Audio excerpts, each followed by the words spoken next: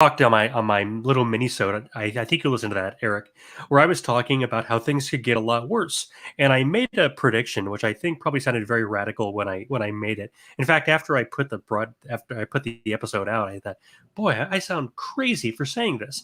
I said we could be at each other's throats. We could be fighting each other like at no time since the American Civil War, and then I heard Eric Weinstein say that, or Weinstein. I'm sorry, I don't remember which one is the right way now that you have the other Weinstein, the bad one, who's in jail with coronavirus. But he was saying that he believes, and this very smart man, he's Peter Thiel's CFO, that he believes that there could be unrest. And so I started thinking, okay, if I'm thinking this and he's thinking this, and historically there's a precedent that when you have pandemics, when you have mass death and a lot of dislocation, there's going to be a lot of economic dislocation. Things are going to get nuts here. We could start seeing, if not in the United States, around the world. And so I thought, okay, well, where are the hot spots? Where are the places that we're going to see instability? I started doing a little research on Google, and all these stories started popping up about Iran. Here's a new story, and let me give you the context here. This comes from Radio Farda. Radio Farda is, I don't want to say American propaganda, but it's the Radio Free Europe, Radio Liberty people. So this is subsidized by the U.S. government, which is why I thought this was a really interesting and sort of odd headline. It says, politician in Iran says Tehran and Washington unnaturally close to war. And if you go down through the article, this politician, his name is Heshmatollah Falaha Pishech. He's a member of the Iranian parliament. And when I started doing a little bit of digging into his background, he's described as a former hardliner who is now trying to avoid conflict between the U.S. and Iran. And I don't know how seriously to take any of this because, again, this is an American-funded story. But if you read the headline, you look at what's being reported, it almost seems like an anti-American story. At the very bottom, he warns that oops, I don't see the quote here. Arguing that it could be a trap set by Washington.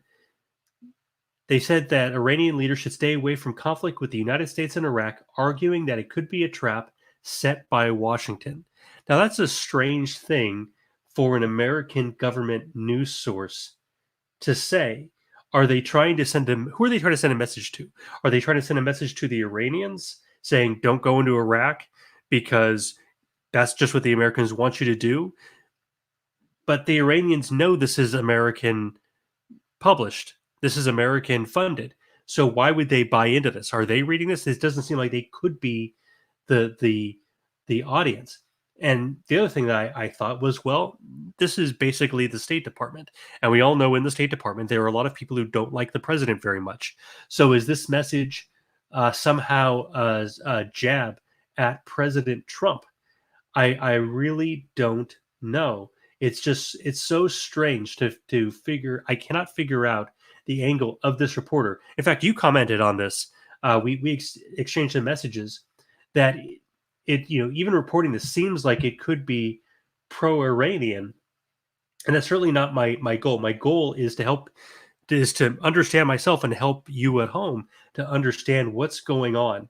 And what's going on is right now a lot of news sources. This isn't the only one, but this is one that I thought was especially worth looking at because of who it is that's publishing it. But you have the Associated Press and other news. I have a point I'd like to bring up before you move on with that, because it was just coming to me. Because remember, in my report, I was referencing the Spanish flu of 1918. Okay, mm-hmm. One of the reasons that the Spanish flu of 1918 has been forgotten is because it happened at the same time as World War I. Okay. Yes. And World War I takes precedence historically over the Spanish flu. And also, what happened is it's difficult to study. Because what a lot of countries, first of all, a lot of countries had propaganda and they had press controls, including the United States during World War I. The reason it's called Spanish flu is because Spain was neutral and they were the first country to actually report on the pandemic because they didn't have press controls, and the king of Spain became sick. Okay, so Mm-hmm. other governments were able to use World War I as cover for the pandemic. The question becomes, could we see a nation or several nations use that in reverse, where they're trying to cover the pandemic? Because I don't trust Iran's numbers at all. I think Iran, Mm-hmm. China, Russia, North Korea, those numbers are worthless. Okay, they are not reporting what's going on, and they're not going to be transparent. Those numbers are almost worthless. Okay, I should say they're almost worthless. North Korea says they have no infections. By the way, I looked that up before the program. North Korea says Well, no, good for them. zero. Okay, That's so amazing. anyway, my point is, could this happen in reverse? Could a government decide to cover up my pandemic debt? Could I start a war and cover up how bad things are in my country? I think it's a legitimate question to ponder, Pete. I really think it is. Yes, yeah, exactly. That's a very good point. And you're going to have a lot of people out of work. You've shut the economy down in a lot of countries. What's something you can do with a lot of unemployed young men? Send them to war. That's historically what has happened a lot of the time when societies have what they view to be a surplus of young men that they don't know what to do with, that are just on the streets causing trouble. And so I wonder if a lot of these rumblings aren't the result of Iran saber rattling in order to try to draw the United States into a conflict and to sort of wag the dog and distract from their own crisis. I have heard of satellite images that show mass graves in Iran. I don't know if you've heard about that reporting, but there is apparently satellite images that show evidence of mass graves in Iran. That they are completely lying about their numbers, which means they're lying to their people, they're lying to the international community. And when a nation like that starts lying, okay, you need to be really concerned. How far will they go to preserve the lie? And then you also have to couple that with the neocons and the hawks within the deep state within our government that would like nothing more than to wipe Iran off the map. You know what I mean? Right. Make no mistake. There are people in our government that would like nothing more than a war with Iran. Well, per capita, there's about 150 countries in the world. Per capita, Iran is number 15 in terms of deaths. And that's officially, those are the numbers that they acknowledge. So if you're right and they're covering up the true numbers and it's much worse, then that means they're not number 14. They're closer to number 1 in terms of death per million population. And that's something that could, and it isn't a surprise. Their economy has been rocked over the past few years by sanctions. They're a totalitarian dictatorship. There's not a lot of spread of information. They're certainly not a free society. So a lot of the protections that they should have, and they're also not China. You've talked about China has the will to do things that other countries can't do, the ability to do things that other countries can't do. Iran is not a desperately poor country. They're not Cuba, but they're not China either in terms of prosperity. And so Just you wouldn't. the means is how I talk about it, because Yeah, China is a rich country and right, Iran is not. right. Yeah.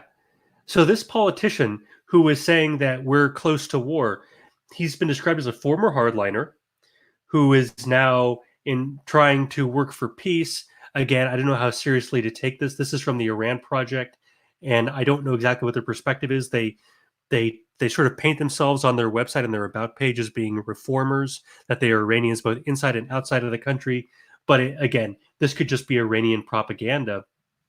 And here he says that President Trump gained nothing from the strike. And he says basically he's trying to say that Bolton was the smart one, but now he's out and, or as he puts it, Bolton and U.S. Secretary of State Mike Pompeo were like the two blades of scissors, meaning essentially that that they were complementary to each other. That Bolton had hard policies and Pompeo had soft policies. I don't know that that's true. That doesn't strike me as being very accurate. I don't think that Pompeo is necessarily a soft power or a soft policy guy. That would be more like Mike Lee or Rand Paul. But I'm not in Iran, so maybe this is true. But it strikes me that this doesn't ring true. His analogy doesn't exactly make sense, at least from my reading of American politics. So if you'd like to go, I just brought up the IranProject.com. Yeah, I don't think right now we have like a Powell Rumsfeld. You know what I mean? Because obviously Right. Powell was a little bit more of a moderating voice. Rumsfeld was a definite hawk. You know what I mean? And Right. poor Colin Powell, he got manipulated with the UN address, but they were a bit more complimentary in that regard. In that, Right. Powell was a kind of a much more measured, rational, kind of tone, and Rumsfeld was very much the hawk. You know what I mean? So I don't really see that. I agree with you. I just don't really see that with Bolton and Pompeo.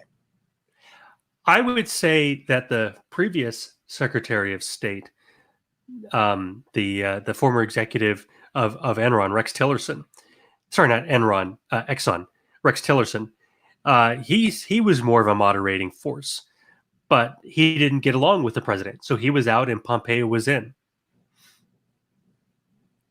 But if there's anybody right now who's a moderating force on President Trump in terms of, and I shouldn't even say a moderating force on President Trump, because President Trump is not an interventionist. His instincts, as far as I can tell, are to be less interventionist, more pro-peace. And you have Mike Lee and you have Rand Paul who golf with him. They're very close to the president. And so I don't think there's nobody there. But if you're relying on Pompeo to be the Colin Powell of this administration, you're going to be sorely disappointed. So you were saying that they don't have the means to do what they need to do, and they've had trouble for a long time. In fact, you brought this up again in our conversations, that they just killed 2,000 of their own people, and nobody said anything. The Iranian government just killed 2,000 of their own people, and because of the corona crisis, basically the whole world has been silent. What do you know about that situation? I don't know a whole lot of specifics, again, because it was not highly reported, but I remember reading the report. I remember reading the article before really any of the COVID-19 corona stuff happened, before that was even trending or anything like that. This was a story from a few months back, and it was a protest issue where they had killed about 2,000 protesters, and hardly a peep. And I did want to mention, because I didn't have a chance to read it, but you did share an article on our Twitter about the prison situation in Iran. Can you elaborate on that at all? Yeah, absolutely. And let me just bring up the article. There's been a number of stories. There have been riots, and here's the article that I shared on Twitter. There have been a number of riots in Iran within their prisons. It's kind of hard, and I joked today. If you're in an Iranian prison and you have the option of breaking out, why don't you do it? Why did it take coronavirus for these people to riot and break out of prison? You had 74 inmates broke out of Iranian prisons during the coronavirus. 20 of them have been captured, but 54 are still at large. And a lot of them, let's face it, these are Iranian prisons. These aren't American prisons. These people aren't bank robbers. They're not murderers, a lot of them. Maybe some of them are, okay? But a lot of these people are just political prisoners. And that's one of the other stories that I wanted to talk about, was that, people are shouting that they were not dangerous, and they were yelling shame, shame at their prison guards, because they know they're political prisoners and they're in jail.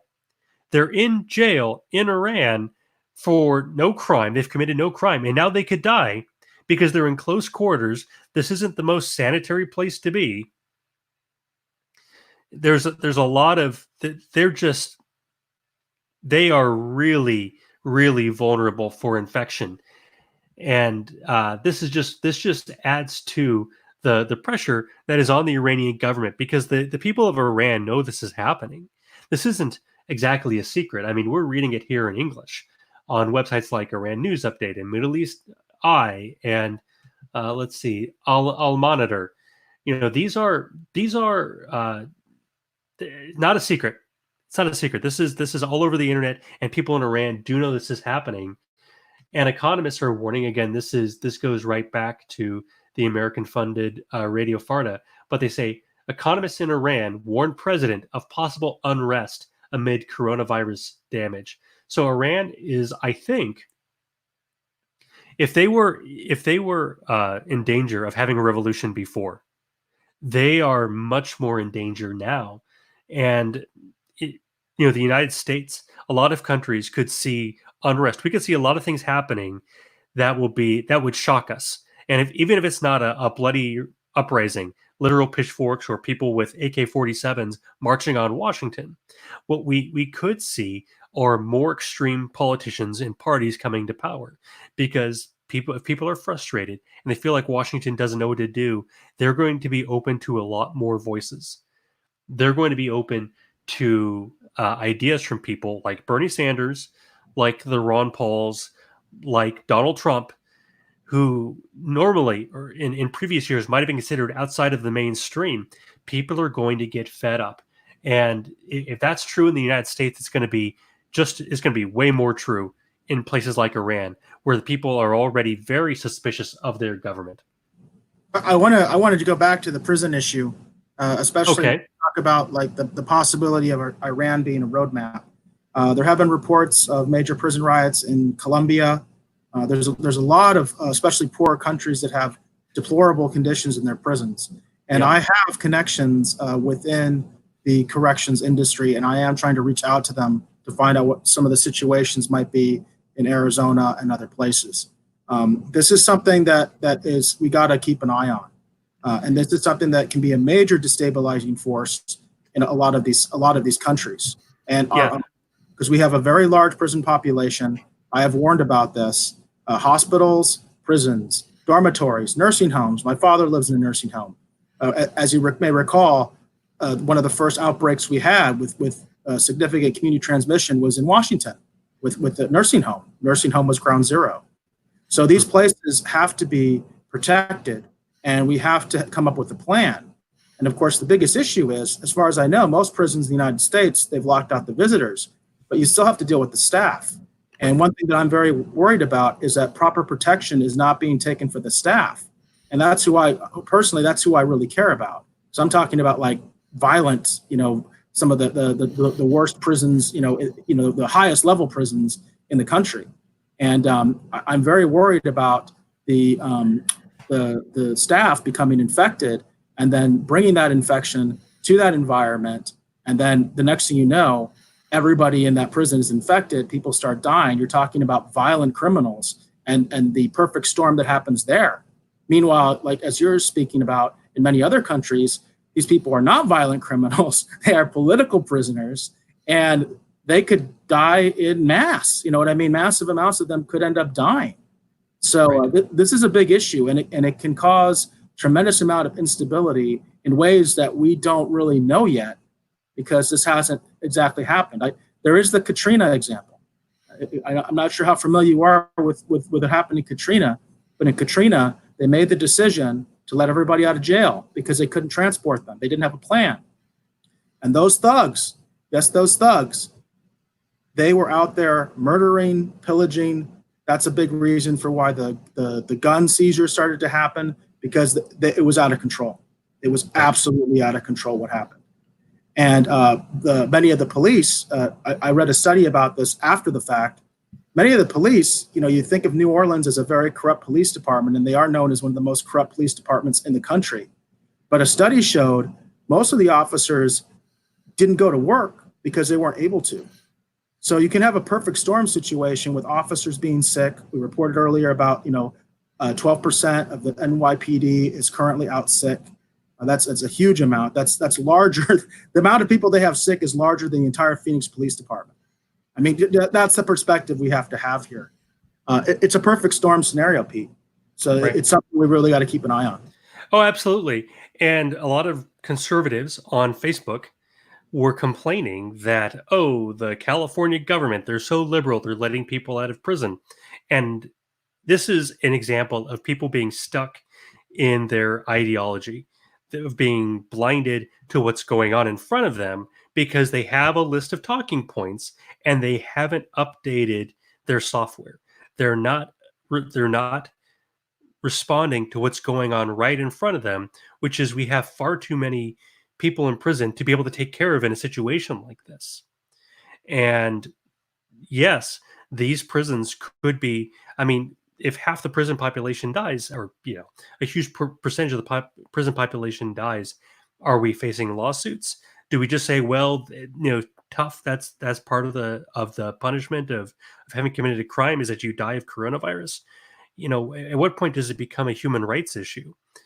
And what do their families do in the wake of this? So it's not as simple as simply saying, well, I think these are bad people, so they deserve whatever comes to them. That's not realistic. That's a really easy position to take, because it's kind of sounds right, kind of sounds like a moral position. But this is moral vanity. It's virtue signaling, but for the right. So, yeah, there's a lot of different angles for the potential for problems, and definitely prisons are something that we gotta keep an eye on. yeah. And when we're talking about countries like Iran where there could be unrest, we're not only talking about unrest because their prison situation could get out of control. By the way, there was an American who was let out of an Iranian prison temporarily, sent to the Swiss embassy in Iran, in Tehran, and it was on the condition that he comes back afterwards. Can you imagine sending somebody back to an Iranian prison? Somebody that is probably basically innocent, sending them back to an Iranian prison because the Iranian government says, oh, that's the deal. I can't even, I understand why politically they're going to have to do it, because they don't want to have to break off relations. Switzerland is neutral. They don't want to have to break off relations with Iran, but that would be a really hard decision to make. So I'm going to leave on one more thing, which is the prison situation is difficult, and it's much more difficult than a lot of people want to admit. We want to sort of fall back on platitudes. We want to fall back on get back into our comfort zone of easy ideological answers. But here is something that's really important. Iran is now a nuclear power. And what happens to their nukes? Just like when the Soviet Union fell, we were very concerned. What happens to their nuclear weapons when they're overthrown? Well, with Iran, we know what happens in the Middle East when governments are overthrown. When the Egyptian government was overthrown, the Muslim Brotherhood came to power. When the Syrian government was being battered and no longer had control of most of the country, ISIS came to power.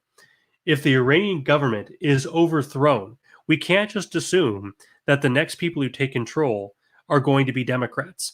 They're going to be liberal Democrats in the Western European or American or Canadian mold. And even if they are, even if the best case scenario happens,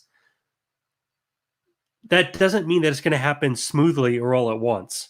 And what does happen to their nuclear material? Does it go to a different power in the region? Does it go to Iraq? Does it go to Syria? Does it get into the hands of groups like Hezbollah? We really don't know. But we do need to keep an eye on this, because this affects our security as well. This is also something that has to be looked at with North Korea, where we're getting no information at all. Again, North Korea, official report, we're fine. Everybody's fine. Nothing to see here. Nothing to see here. Move along, please. Move along. Nothing at all. Well, they've been kind of in self-quarantine for 60 years, 70 years now. So who knows? Maybe that's right. I think that's impossible. It's a very poor border. I've looked into that. The border controls are not good for North Korea and China, because people have to go to China to get something to eat. It's similar to the situation with Venezuela and Colombia. Mm-hmm. And I actually was concerned about that, because Colombia was looking at, and I believe they did close their borders, and the destabilizing effect that's going to have on Venezuela. So again, we were talking about as Iran as a roadmap. There are multiple hotspots that could be emulating Iran's situation. As I mentioned, Venezuela, North Korea.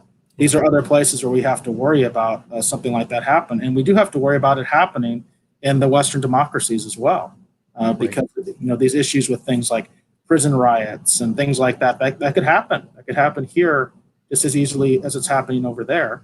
And quite frankly, we have the situation where people want political cover. Again, I go back to the 1918 situation and the fact that the United States did not accurately report the situation, and that's what made it worse because they were in a wartime propaganda footing. So they were not transparent initially about the Spanish flu. There's a precedent for this. There's a precedent for this. And one final note, and I think we should, cap it after this, but we've mentioned Iran, and you just mentioned Venezuela. And the United States has increased sanctions on Iran. And Venezuela, you may have heard that Nicolas Maduro was convicted of drug dealing a few weeks ago, which a lot of people sort of shrugged their shoulders and said, well, why does he care? He's not leaving Venezuela. They're not going to extradite their own president. Why on earth are we convicting? Why are we wasting our time convicting Nicolas Maduro, the president of Venezuela, of drug dealing? It makes no sense until you realize we're trying to destabilize these countries. Now, that's not entirely bad, right? These are bad regimes, and we shouldn't feel sorry. If they fall tomorrow, we should not feel sorry for the Ayatollahs or for Nicolas Maduro, who's been an absolutely terrible president. He has committed human rights abuses, just atrocities that are completely unspeakable. But if we say that we should never let a crisis go to waste, well, the United States government is not letting this crisis go to waste. Things are in motion, and don't think these things are unconnected. This whatever the saber rattling is about on Radio Farda, whatever this business is with Nicolas Maduro, it absolutely is related. The government is aware that these countries are under stress the same way we are, and they're trying to tighten the screws in the hopes that we can break things loose and make some geopolitical gains here in the midst of this crisis, because things will change. Some countries will get stronger, some countries will get weaker. And I think the United States government right now is hoping that we're going to come out the victors in this chess match. Very true.